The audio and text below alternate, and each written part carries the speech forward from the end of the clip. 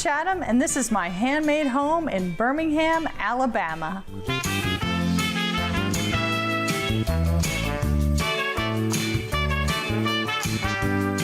Well, initially when we got the space, I was going for like a 1970s Scarface, ultra modern look, which immediately like got the can. I realized that I had too much stuff to be even like aspiring to that look. It's just ridiculous. Like this cabinet has some fun junk in it.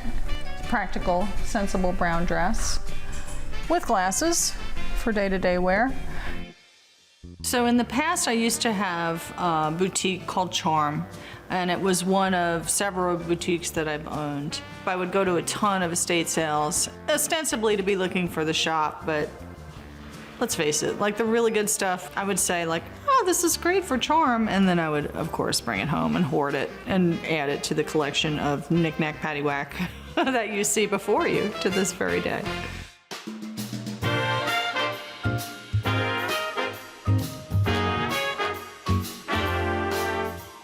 I grew up on Long Island. I collected things on the beach because I was basically a hoarder in training from like day one.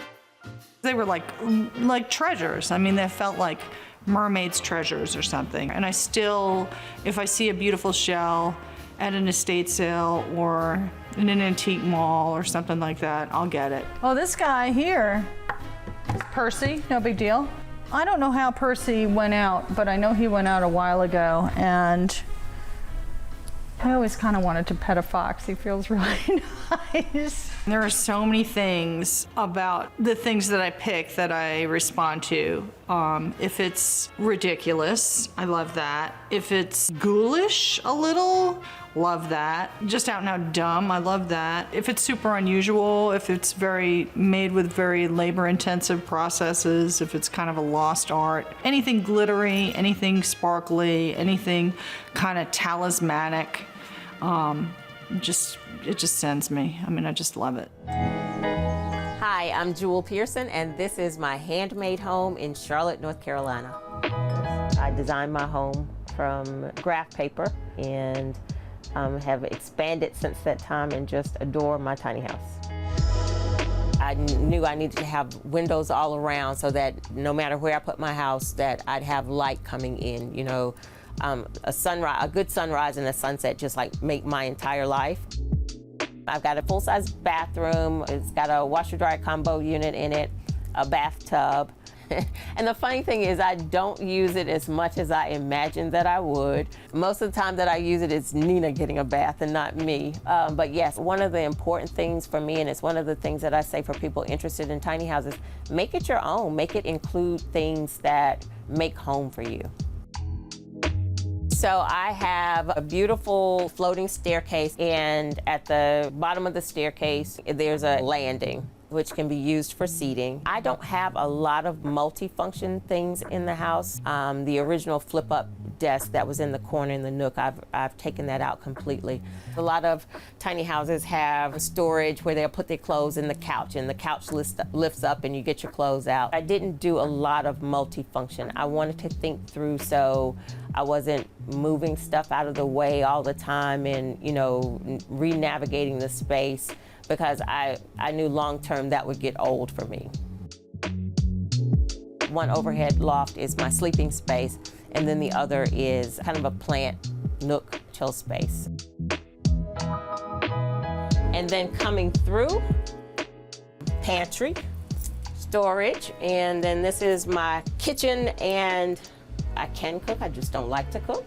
So I didn't devote a lot of kitchen space, but I have a very functional kitchen. This is a microwave and a convection oven, so I can bake and do all of those things. 2-burner cooktop, and then back here is the closet. Hey, I'm Jillian Rose Reed. And I'm Marty Shannon. And this is our handmade home in Los Angeles, California.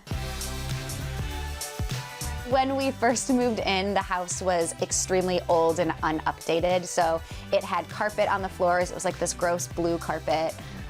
The walls were all wood paneled, which we left, we just painted. So wood paneling, everything was old. Like the bathroom still had the old blue and pink porcelain, which are cool now, but they did not work. They were not cute. This is our main living space. I think the thing we love most about this room is probably the fireplace wall. As you can tell, it's pretty magnificent. It was also original to the home. So it's one of the only things that we didn't like want to change about the house because it's so pretty and spectacular and old. So in the main rooms, we went with brighter white, and then we played with more color in some of the smaller spaces. The white feels like a blank canvas, and we can do as much color as we want without having to worry about clashing with the walls or anything. So one of the very first things we did in the house during our renovation was take down this wall. So the kitchen was really tiny. It was just a little galley kitchen. It had some extra cupboards up here, but we didn't feel like we would need all that space. So we felt like it would be a much better use of the space to take the wall down and have the more open concept. We do a lot of entertaining, and this definitely feels like the central space in the home. So to have it open up to the rest of the house just gives us that bigger feel. We new counters, new cabinets, appliances, everything was super old. Actually, I think this cabinet is the only original cabinet, and we just took the door off to make it open because we felt like it was like a nice little piece of the original kitchen that we could keep alive. It's a cool one. Yeah, everything else is new.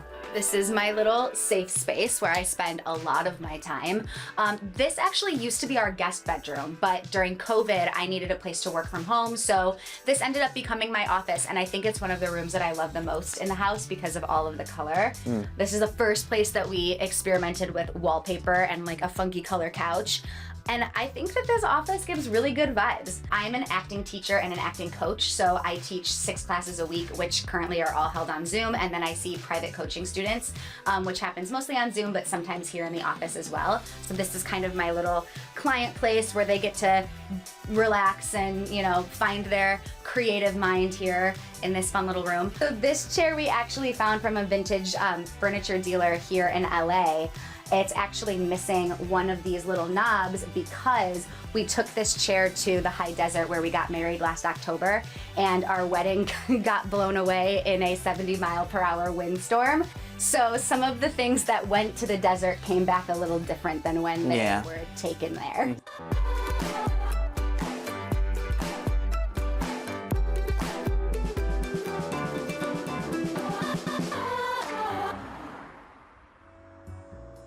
I'm Kels. And I'm Jay, and this is our handmade home, Bessie the Bus. As soon as we got the bus, one of the first things we did was got proper dirty and just ripped the whole thing apart. We took out the seats, took out the ceiling, all the sheet metal inside the bus, ripped up the floors, basically just took it down to the bare bones so then we could start afresh. We had a blank canvas to work off of. When you get in here, you'll notice right away there's a lot of space, and that was kind of our goal in creating this space. Although it's a tiny space, we didn't want it to feel like it was compact and that there wasn't a lot of room. So the first thing we did to kind of help that was raise the roof 20 inches. We're both really tall, so having that extra space is definitely needed. It was difficult, but definitely worth it. One of the things I'm most proud of in this bus is like probably one of the simplest things in the bus. It's this table right next to me. So it actually folds out to be like this long, and then you can hide things in it when it's folded up. We definitely made the work area like a focal point in our bus because we obviously have to work while we're on the road. It's not just all fun and games. So Here we have a full kitchen. We have tons of storage space again, cabinets with food. Jay and I are huge foodies, so it was really important for me to have a full kitchen, be able to have a stove, an oven, just everything that you need to cook. We have a huge sink here as well, so we can just throw our dirty dishes in here and not really have to worry about them, especially for traveling or moving. This sink has come in clutch for things like that.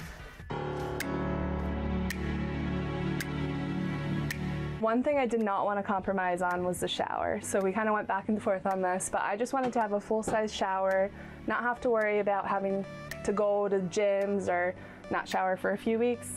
Having the shower and 100 gallons of water has really made it so that we live pretty much the same way that we were living before.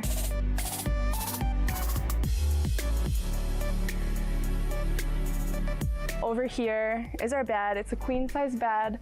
It's a little bit tall. I'm about 5'11", so put that into perspective how tall this thing is.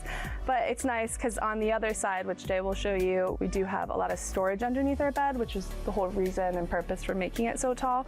This whole design back here, kind of feature headboard wall Jay and I made. We just started putting 2x1s together, mixed and matched them, and just created a headboard, which I think it turned out pretty nice. Hi, I'm Marcella, and this is my handmade home in Brooklyn, New York. When I first came into the space, it was huge and it was gigantic and it felt very empty. And because of how high the ceilings were, it was just too high of ceilings to just be a studio space. So that's when I built the 3 guest bedrooms that are the downstairs rooms, and then the upstairs, which is my room. I rent out the 3 downstairs rooms on Airbnb. So I got a map and I just put it on a cork board, and it's a place where guests can push pin where they're from all around the world. It's pretty full and it's pretty awesome to see all the different places that guests have come from. My style. Well, definitely funky, hence the name, the Funky Loft. Very eclectic, colorful, which I never planned for any of that. Ever since I was a kid, I would go thrift shopping with my mom and just start collecting little vintage pieces here and there. And everything, yeah, nothing went with each other, but it all kind of worked out. My motto with design is if nothing matches, then everything matches. Okay, here we go. Put on your sunglasses.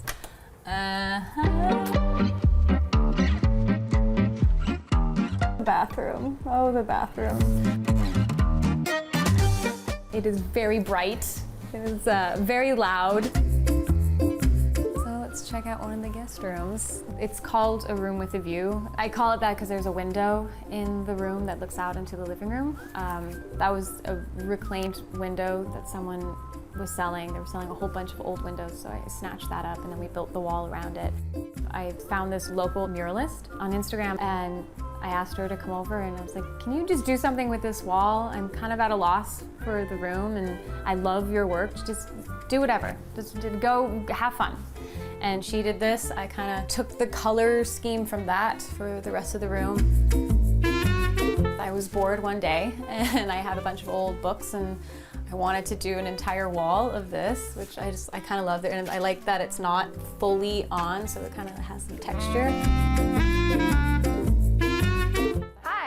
I'm Molly Mansfield, and this is my handmade home in Taylor, Texas.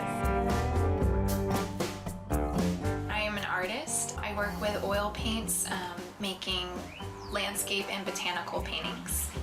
Our house, it was a complete fixer-upper. It was built in 1935. It hadn't been updated since the 70s. So it needed to be painted, it needed everything. And on the inside, everything was linoleum floor and wood paneling on the walls and the stuff that looks like styrofoam on the ceiling. This is our living room. So we painted it pink. We did like the walls and the ceiling all pink. I do think that plants are one thing that every house needs. In addition to art, both of those things are very, they give off their own energy and they make a home feel vibrant. This is our bedroom. It is